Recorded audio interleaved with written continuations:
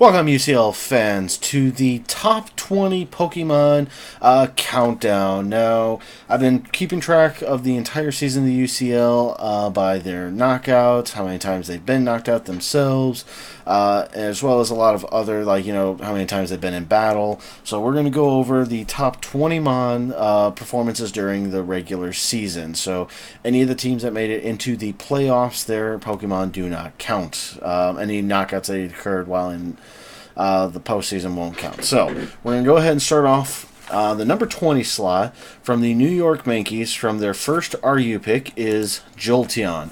Now, as you can see, Jolteon has 12 knockouts and was defeated 7 times and was brought into 12 battles with them. So pretty impressive, with 12 knockouts being, for the lowest amount on this countdown, pretty decent for it. So, at number 19 from the Tucson Terrakions, their second RU pick, we have Flygon. Flygon managed to get 12 knockouts this season while only being knocked out 4 times and participated in 7 of the 15 battles. So, it took place in almost half the battles during the regular season. At number 18, from the Tulsa Talonflames, we have their third OU pick, which was the Latias. Latias, of course, managed to get 13 knockouts this season, was knocked out 11 times, and was actually brought into every battle this season. So, moving on now to number 17 from the Grand Canyon Greninjas, their first UU pick, we have Nieto King. Had 13 knockouts this season, was taken out 9 times, and was in 10 battles. So, kind of, taken out a lot for almost once in every single battle it was in, only surviving in one match up on it. Alright, so we're going to move on now to number 16 for the second appearance from the New York Yankees. Their third OU pick, which was Mega Pincer. Managed to have 13 knockouts this season and was knocked out 6 times itself. Participated in 10 battles, so 2/3 of the battles that took place this season was with Mega Pincer on it, so pretty decent on there. At number 15 from the Bronx Beartics, we have their number 1 OU pick and their number 1 pick all around, which was Manaphy, who managed to get 14 knockouts this season, was knocked out 10 times, and participated in 13 battles. So, was used all but 2 weeks, managing to get averaging over a kill per week on it, or about 1 kill per week, so not too bad on there. So moving on to number 14 from the Toronto Togekiss, their second UU pick, which was Darmanitan, who managed to get 14 knockouts, fainted 9 times out of the 10 battles that it was brought. So again, also brought 2/3 of the time in this season for it. Alright, so moving on to number 13 from the Philadelphia Alligators, their first UU pick, which was the Alligator himself, so kind of the mascot of the team. Got 14 knockouts in 9 knockouts, was knocked out 9 times itself, was brought for 13 battles. A couple times that it wasn't brought might have been the difference between them winning or losing in some people's opinions, such as the week they took on the Tucson Terrakions. The coach kept taunting that he was going to crunch the Gengar from the Tucson Terrakions, but didn't even bring the Alligator for it. So, moving on to number 12 from the Pittsburgh Peaches, their third OU pick, which was Keldeo. Keldeo getting 15 knockouts this season, was knocked out 6 times itself, and was brought at 11 of the 15 battles. So, definitely moving up there, getting almost averaging 2 kills a match, or 1.5 kills per match, you could say, with it, having 15 knockouts in 11 battles. So from there, we're going to go ahead and move on, representing the... Where did I leave off? Here we go. Representing the Long Island Reggie Rockys, the third OU pick, which was Breloom. Breloom, 15-5 this season, brought in 11 battles. Definitely lasting a little bit longer than Keldeo. Didn't get knocked out didn't get knocked out 1 less time than the Keldeo was. That's why it made it to number 11 on this list. So, moving on now into the top 10 of the list, we have from the Newcastle Nieto Kings their third UU pick, Hexer. Hexer is probably the most impressive with its kill to death ratio, you could say, with 15 knockouts, only being knocked out twice, and was brought in 9 battles. So if it had more knockouts, I definitely would have moved it up higher on this list. But I'm mostly looking at the overall, not how many times they knocked out a Pokemon and how many times they were knocked out. If it had more knockouts under its belt, definitely would have been ranked higher. Definitely one of the best ones. Within 9 battles, only being knocked out twice, so only being knocked out 25% of the time it was brought. Definitely most impressive. All right, so at the number 9 position, the third appearance from the New York Yankees and their second UU pick, we have Infernape, who managed to get 16 knockouts this season. Was knocked out 5 times, was brought into battle 12 times. So, with the New York Yankees, definitely more well-rounded due to the fact that they've been on this list now 3 times for it. Knowing that they know how to strategize and utilize all their mons accordingly. So, moving on, at number 8, for the second appearance from the Long Island Reggie Rockys, we have their number 1 draft pick and number 1 OU pick, the Mega Manectric. Mega Manectric was brought into all but 1 battle this season, managed to get 17 knockouts, and died only 10 times during regular season. So, definitely impressive. Not the last Mega we're going to see on the list. And second lowest Mega on here, of course, with Mega Pincer being all the way down at 16 for it.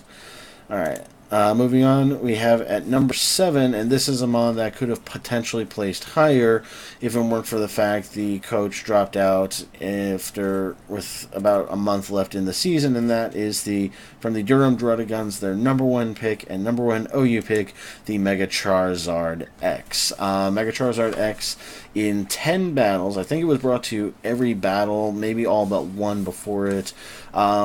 As you can see, it was in 10 battles, was knocked out 8 times, but had 17 kills in such a short time frame, and we don't even know how many more it could have potentially gotten had the coach not withdrawn from the last part of the season, in the last 4 or 5 weeks that he was supposed to participate. So this mon could have definitely been ranked higher than 7 had the coach continued on with it. Definitely would have battled for one of the top spots in there, I think would have made definitely top 3 had they not had to forfeit the rest of the season due to personal reasons. So, at number 6, the second appearance from the Newcastle Nieto Kings, and also second appearance from them on the top 10 list, we have Mega Venusaur, which was their first overall pick and first OU pick.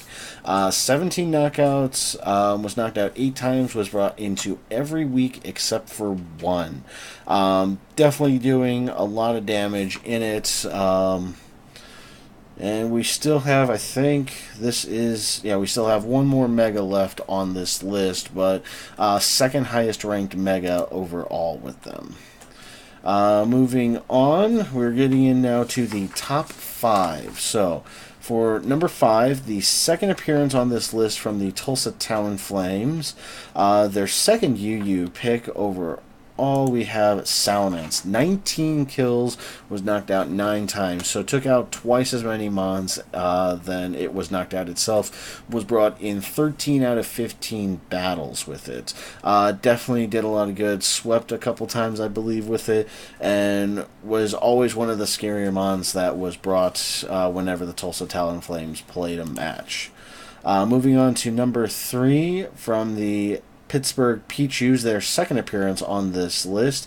Their first UU pick overall was Ntake, managing to get 21 knockouts and was knocked out 9 times, brought into 12 different battles. So definitely, getting almost 2 kills, more than 2 kills each time it was brought in, or rather, killed twice as many as it was knocked out each time, breaking into the 20. So I mean, these top 3 definitely with a lot of kills under their belt. Obviously, right here, Ntake with And I am skipping one. Wow, I feel so bad about this. I completely missed one on this list. Ntake is number 3 on the list. We haven't even covered up who was number 4 on this list. And with number 4, we actually have, I'm going to bring it up right now, so minor editing in the middle of the video. Number 4 from the Long Island Reggie Rockys, we had the Mamoswine, 19 knockouts, 8 times knocked out itself, was brought in all but one battle. This was also the 3rd appearance from a member of the Long Island Reggie Rockys, so in kind of the same boat that the New York Yankees were in the fact that they've been on this top 20 list 3 times, 2 of which are in the top 10 with Mega Manectric and Mamoswine. So definitely one of their better ones on it. So 19-8 from the Mamoswine, and then of course, like I said, Ntake was number 3 on this list. Moving on to number 2 on the list from the Carolina Keldios, their 3rd UU pick, we have Victini. Victini definitely was early going for one of the top mons in this league. In the first week, it was either the first or second week, managed to get 5 knockouts with Victini alone. So Victini was definitely a staple in the Carolina Keldios team. Was brought in, obviously, as you can see, 14 out of the 15 battles, 23 knockouts. Very impressive overall in this season. Was only brought down, was only not number 1 because of who is, of course, the number 1 pick, who will be banned for next season as far as it goes. And that, of course, number 1 MVP Pokemon, or MVP for this season, goes to St. Louis Rampardos, number 1 pick from the OU tier, the Mega Metagross. An impressive 30-9. Knocked out at least an average of 2 Pokemon per match because it was brought in all 15 battles. Now, of course, there were some battles where it didn't even participate. In week 1, it wasn't even sent out. In the final week, it didn't even get a single knockout for it. So 30 knockouts over the course of really 13 battles instead for it. Very impressive, and it's because of this Pokemon that they have decided to, in Season 2 of the UCL, not have him be playable. He is going to be banned from the UCL just due, as far as a Mega goes, you can use regular Metagross as far as I can tell on their forum. But Mega Metagross will be banned for next season. So that's going to do it for my top 20 list of the best Pokemon in the UCL. If you want to see me do a top 20 of the worst used Pokemon in the UCL season, let me know in the comment section, or give this video a thumbs up. Or if, in addition to that, I can also cover in a video for each of the following teams, because with, of course, the UCL coming to a close this weekend, I don't have much else that I know of what to put up for this, so I want to do more UCL content.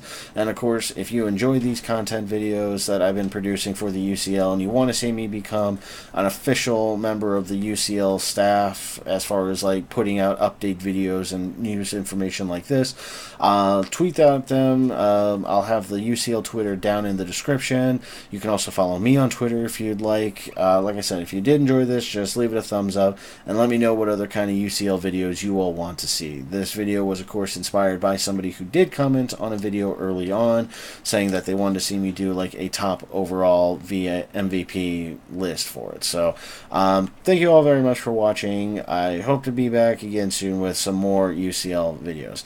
Thank you very much and have a good night.